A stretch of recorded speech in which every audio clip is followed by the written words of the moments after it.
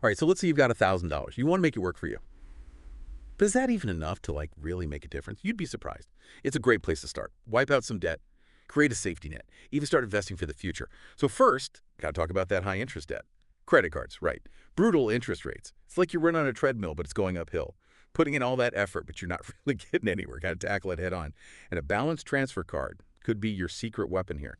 But what should you look for? A good long 0% intro APR period. That gives you time to pay down that debt without those crazy interest charges piling up. Think of it as a financial timeout, a chance to regroup and get ahead. But, while you're paying down that debt, you can't forget about building a safety net. Life can be unpredictable. Unexpected expenses, they could pop up at any moment. That's where that emergency fund comes in, like financial armor, protecting you from those unexpected financial blows. So how much should you shoot for? Ideally, 3 to 6 months of living expenses tucked away in a high-yield savings account. And yeah, I said high yield, because even your emergency fund deserves to grow. So what even makes a savings account high yield? Yeah. And how does it compare to other options, like, say, certificates of deposit or CDs? Okay, so what about the difference between those high yield savings accounts and CDs? Well, a high yield savings account is like that reliable friend, right? Always there when you need them, you can get to your money easily, and it's consistently earning you a decent return. A CD, on the other hand, that's more like that friend who is like super committed, to a long-term project. You're locking in your money for a set time. Usually, what is it, like a year or more? In exchange for a higher interest rate, though, guaranteed. So it's a pretty good option if you've got some money you don't need to touch for a while, and you want to just see it grow steadily. Speaking of growing your money, what about investing for the future? Retirement. I know it seems far off, but trust me, starting early is key, and it doesn't have to be complicated. One of the simplest ways to get started with investing is with an IRA, individual retirement accounts, kind of like a special savings account, just for retirement, with tax advantages, so your money grows even faster. And if your employer offers a 401k with a matching contribution, definitely take advantage of that. I mean, it's basically free money they're giving you to invest in your future. Don't leave that on the table. But what if you want to be a little more hands-off? That's where those robo-advisors come in. They're digital platforms that build and manage an investment portfolio for you, all tailored to like your risk tolerance and goals. It's like having a little personal financial advisor in your pocket. Without those hefty fees, though. If you're feeling adventurous and want more control, you can always check out opening a brokerage account.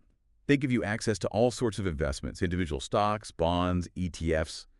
Those ETFs, they're like a basket of stocks. Lets you diversify your investments across a bunch of different companies or sectors with just one purchase. But remember, investing in the stock market, there's always some level of risk involved. All right, so we've talked about paying down that debt, building up that emergency fund, even dipping our toes into the world of investing.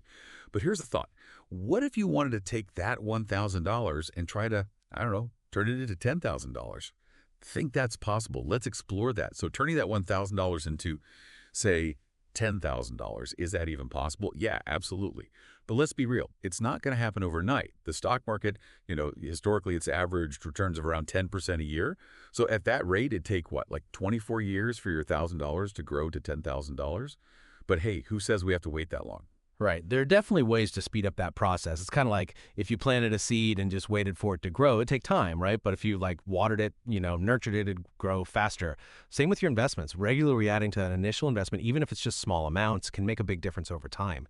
Say you added, I don't know, like $50 each month to that initial $1,000. Assuming that same 10% return, you could hit that $10,000 goal in like 9 years, less than half the time. Now, you might be thinking about those, get-rich-quick schemes. But remember, higher rewards usually come with higher risk. You could end up losing it all. It's so important to know your risk tolerance and invest accordingly. And here's something to think about. Investing isn't just about putting your money in the market. It's also about investing in yourself. Think about it. Learning new skills, gaining knowledge, going to those industry events, all that can boost your earning potential down the road. Could mean higher salaries, promotions, more opportunities, like investing in, I don't know, a really high-yield asset, yourself. So we've covered a lot today, from getting rid of that debt to building that emergency fund to all those different investing options. And remember, even $1,000, that can be a powerful starting point for a brighter financial future. The big takeaway here is, don't wait. Take action. Pay off that debt, build that emergency fund, start investing. Every step you take, it gets you closer to your goals. All right, now here's something to think about.